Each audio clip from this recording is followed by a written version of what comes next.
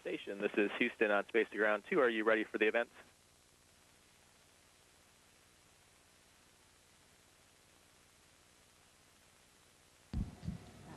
We are ready for the event. Houston ACR, this is Mission Control. Houston, please call station for a voice check. Mission Control. Houston, please call station for a voice check. Station, this is Houston ACR. How do you hear me? Station, this is Houston ACR. How do you hear me?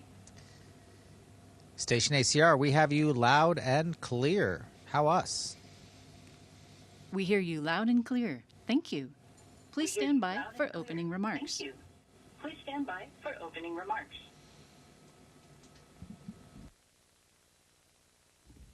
Hey everyone, welcome. This event is hosted by the University of Missouri Pre-Employment Transition Services Program, supporting students as they prepare for careers and independent living. We're excited to kick things off with you today. Let's jump into our first question. Hi, my name is Casey, and my question is, what is the temperature span in space?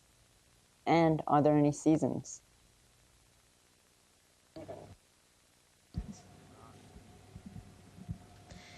The temperature in space is a little bit variable, but it's always quite extreme. It depends on things like how close you are to stars. But here in low Earth orbit, in the environment of the International Space Station, it varies from about negative 250 degrees Fahrenheit when you're in the shade, so when the sun is not shining, to about positive 250 degrees Fahrenheit when you are in the sunlight. So pretty big range there. We don't have seasons in space because the seasons that you're familiar with on Earth, those are actually caused by the tilt of the Earth. And that tilt is about just over 23 degrees. And the tilt changes which hemisphere, if you live in the northern hemisphere or the southern hemisphere, whether or not that is facing and getting more light from our sun. So that's what determines the seasons. So here we spin around our planet every 90 minutes, no seasons, but a big variety of temperatures.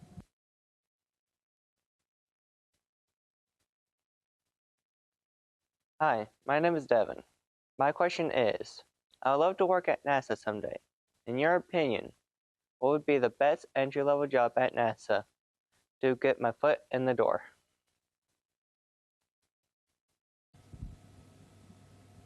Hey, Devin, thanks for the question. That's an awesome aspiration. I'm so excited that you are interested in space and you're interested in NASA, and maybe someday you want to come work here. Most of the advice that I give people that are thinking about finding a job at NASA is to find some aspect of it that they love the most, whether it's flying an airplane or it's human resources or it's doing engineering or you want an internship or you want to work on the team that takes care of the buildings and the facilities. Wherever you want to work at NASA, if you find something that you love to do, that's going to come through, and people are going to be excited to work with you and excited to be a part of your life and around you. So find the piece of the world that you love, find out what part of NASA does that, and that's your best opportunity. Hi, my name is Stuart. My question is, how is your circadian rhythm system impacted with the multiple sunrises and sunsets per day?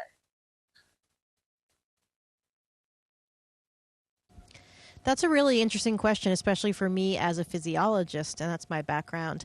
And here in the orbit of space, of the low Earth orbit of the International Space Station, like we were just talking about, we're going around the planet every 90 minutes. So this means we actually have 16 sunrises and sunsets per day, which might make your normal 24-hour circadian rhythm kind of 12 on and 12 off of our typical light cycles. It really could kind of make things haywire for us. Most people don't really have a very big disruption of their circadian rhythms, though. You know, we don't have a lot of windows in our daily activities. We have the cupola where we can look out of the window, and we have a few other windows around. So we're actually not really that subject to the shifting light and day throughout the workday. And we have something on the space station that can help shift our circadian rhythms. We have these lights like you see shining on us here in the airlock. We can set those at different intensities to sort of mimic those normal circadian rhythm patterns that we have on Earth to help our systems and make sure that we can still fall asleep when it's nighttime. But actually, most people don't really have that big problems with circadian rhythms. It could have some effect on some of the other things we see physiologically, like disruptions to our immune system, however. Hi, I am Emmy, and my question is, if you had an empty jar and you opened it up out in space, what would it do? Would there be any effects to the jar, or would it be the same? Hi, Jimmy. That's a really cool question. I guess it kind of depends on what's in the jar to begin with, and what the jar is made of. In the vacuum of space, if there's air inside the jar before you opened it, all that air pressure inside the jar would be pushing on the sides of the jar and the lid, trying to get out and equalize the pressure against the vacuum of space. So if the jar was strong enough, it would just float there and it would contain the air. But if the jar wasn't strong enough, maybe it could fail and all the air could escape outside. And if it was strong enough and you just started to loosen up the lid, that air would want to escape. And that pressure differential would push on that lid, probably making it a little bit hard to open. But eventually it'd open enough that it would just come shooting off and all that air inside would run out. So if there was no air in the jar to begin with, it would just be the same. It'd be easy to open the jar and nothing would really happen and the jar would kind of float around. So I guess it kind of depends on where you filled that jar up at the very beginning. Hi, my name is Isabella. My question is, can you see storms, cities, or landmarks from the International Space Station? We absolutely can. We have such an incredible view from those windows that I was speaking about earlier, and we can see storms. I love seeing lightning storms from up here because you see a totally different vantage point. You're looking down on those thunder clouds, and you see these really big, bright flashes, and you see how big of an area these thunderstorms can cover. At nighttime, when you go over to the cupola and look out, you can distinctly see all of the cities, especially the big cities, because of all of the lights. We like to do a lot of photography through those windows, whether it's day or night. You can see all the differences in the mountains and the snow cover and the forest area. The perspective up here is really breathtaking because you have this perspective that's shifted so far away from the views that we normally have on Earth, and it is absolutely stunning. Hi, my name is Lauren. My question is, what is your job down here on Earth?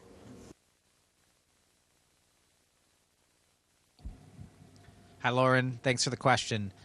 Whether we're up in space or down on Earth, we're both astronauts, and so we work in that. We train to come in space when we're on Earth, and we work up in space when we're up here.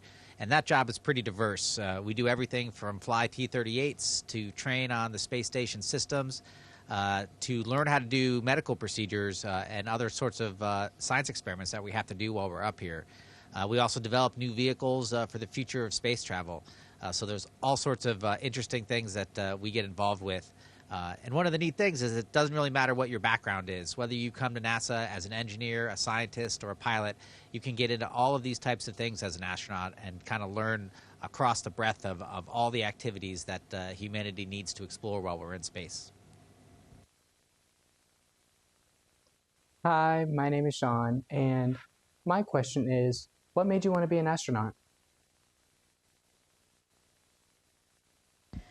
I wish I had a great story of one event or something in my life in particular that caused that spark, but my mom tells me when I was 5 years old, I first started saying I wanted to be an astronaut, and I just never stopped saying it. I think maybe because I had this innate curiosity about the world around me, especially nature. I became a biologist, and I grew up in a small town in Maine with lots of trees. My mother was from Sweden, and she really encouraged us to be out in nature and explore, and I had an incredible view of the stars. So something about all of those things combined, I think, must have ignited that passion, and I never said anything else since. Hello, International Space Station. My name is Caleb. My question is, what does a typical day aboard the International Space Station look like? And how does it compare to the training you performed on Earth?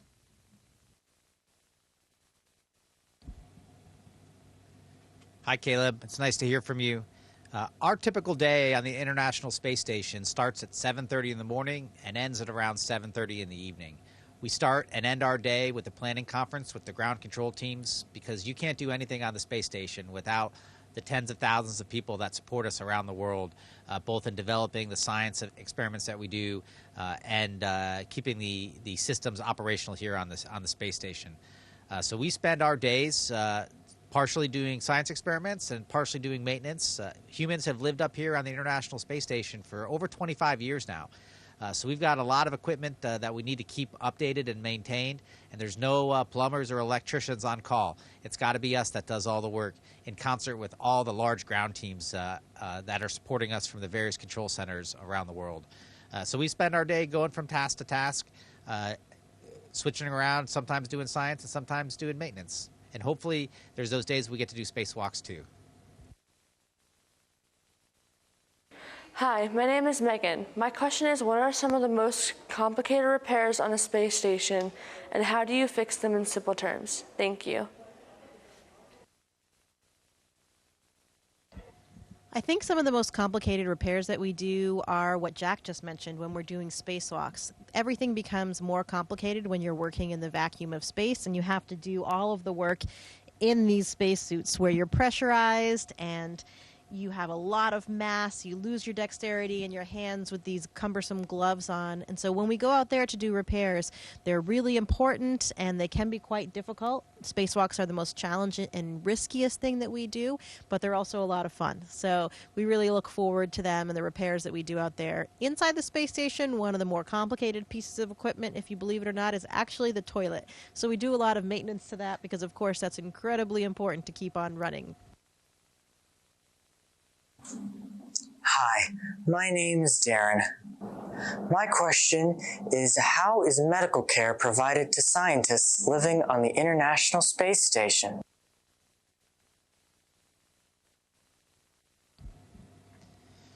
Hi, Darren. We provide medical care to each other, really. We have sometimes we have a medical doctor on the crew, but often we don't. We just have people with various types of medical experience in their background. And we also have quite a bit of medical training that we receive while we're training to come up and be a part of an expedition to the International Space Station. We're also supported by incredible teams of doctors and nurses and medical technicians on the ground that can write procedures for us and tell us which medicines we need to give and how we need to give it, or what type of procedure that we need to do. We actually do quite a bit of research on humans while we're up here, from ultrasounds to blood draws, to kind of figure out how the human body operates in microgravity, because there's still pieces of it that we don't fully understand. So between all that medical training and expertise, we feel like we're pretty well taken care of while we're up here. Hi, my name is Nico. My question is, what type of mathematics do you use when working on the International Space Station?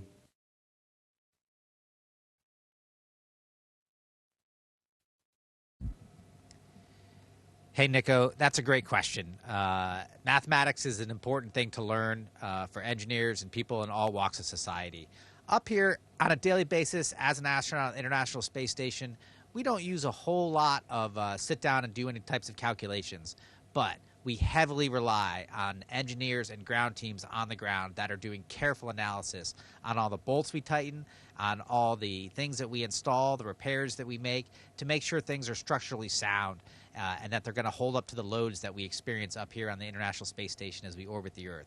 So why astronauts themselves in their daily work, we rely on a lot of other people to do a lot of the heavy mathematics that we need to do in order to accomplish our job safely.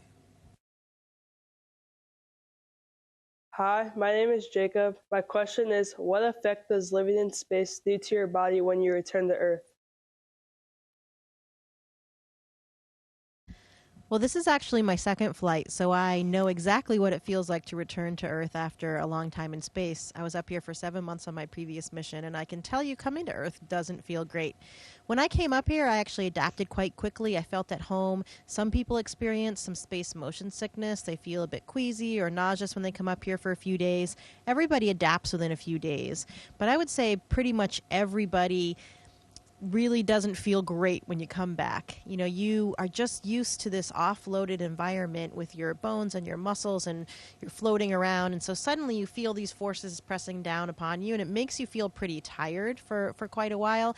At first, when you come back, you're kind of like a drunken sailor wandering around a little bit. The neurovestibular system, our inner ears and our systems that we rely on for our balance and our spatial awareness, really go a little bit haywire when we come up and go down, because because they're dependent on gravity, and so their function is significantly altered up here in microgravity, and then when we come back down to Earth again and it's subjected to gravity once again, things go a little bit haywire. So I didn't feel great when I first came back. I mean, relatively I felt okay, but you feel tired, and then, after a couple days you're walking normally again, and then it takes a little bit longer to run again, more of a complex motor neuron interaction there.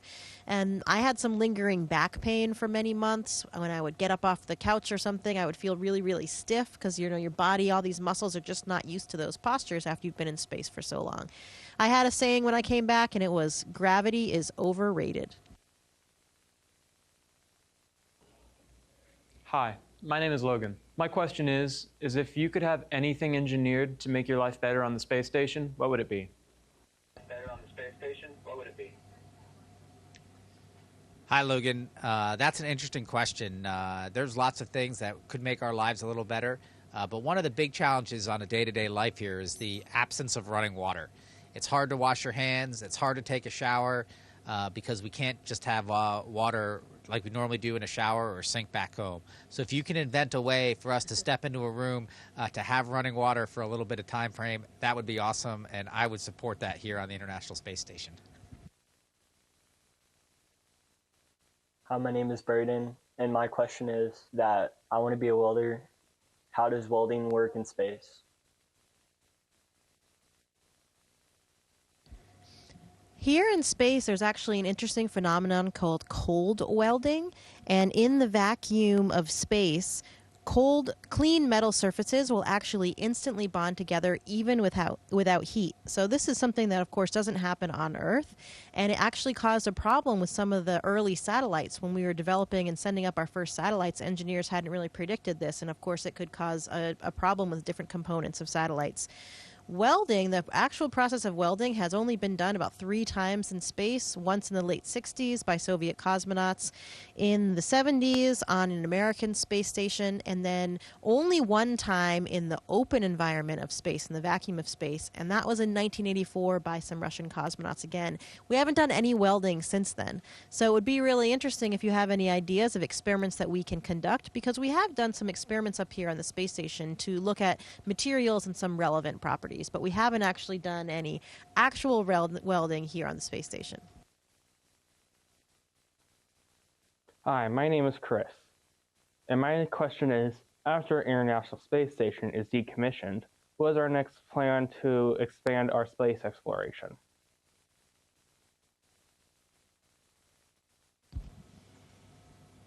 Hi, Chris. I love questions about the future. The International Space Station, as we mentioned, has had humans on it for over 25 years now, and it's coming close to its decommission date. Though we're not exactly sure when the end is going to be for this great set of modules. After that, we might have the opportunity to have commercial companies provide space stations in low Earth orbit. And of course, NASA's focus is going to be on going to the moon to stay and going to Mars and beyond. So there's lots of really exciting things going on in the future of human spaceflight. The International Space Station is not going to be the end of the line. It's one of the first steps as humanity goes out into the stars to explore even more. My name is Alex. My question is, what is the hardest part about working without gravity? I think one of the hardest things, but also one of the most enjoyable things, is the fact that everything just floats like this. So sometimes that's a lot of fun because I can just hold the microphone like this, or I can, pass an M&M to Jack from across the module. But it also does make things more difficult because it's very different for our brains in those first few weeks to learn how to operate effectively. In gravity, you're always on Earth with gravity. You're used to just putting something down on the table. You're used to navigating around because everything is relative to down. Right and left is relative to down because of the force of gravity. Up here, when you first arrive, when you put things down, you tend to lose them all the time because I have a drink of my water and then I put it down over here, but then I spin around and my head's up where Jack's is, and did I put my water over there, or over here, or over here? We have so many different surfaces, and as you can see, stuff everywhere. So just learning to work in that kind of environment is a little bit challenging and makes some everyday things a little bit more difficult. Hi, my name is Ben. My question is, are animals allowed on the International Space Station?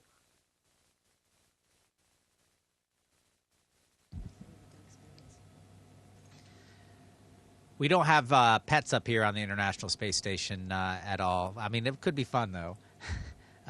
We've had some animal experiments while we've been up here that we use to learn more about physiology and biology that we can translate into our understanding of how the human body works.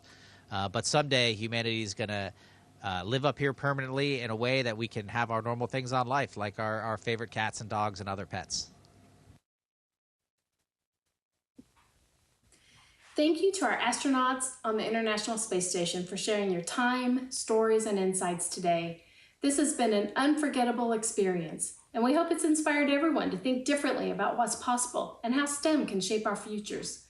On behalf of the University of Missouri Pre-Employment Transition Services Program, thank you to all the students, teachers, families, and community members who joined us for the downlink.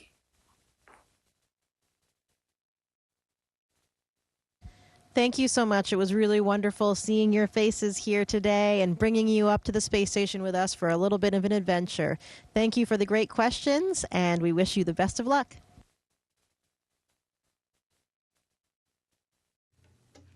Station, this is Houston ACR. Thank you. That concludes our event. Thank you to all participants. Station, we are now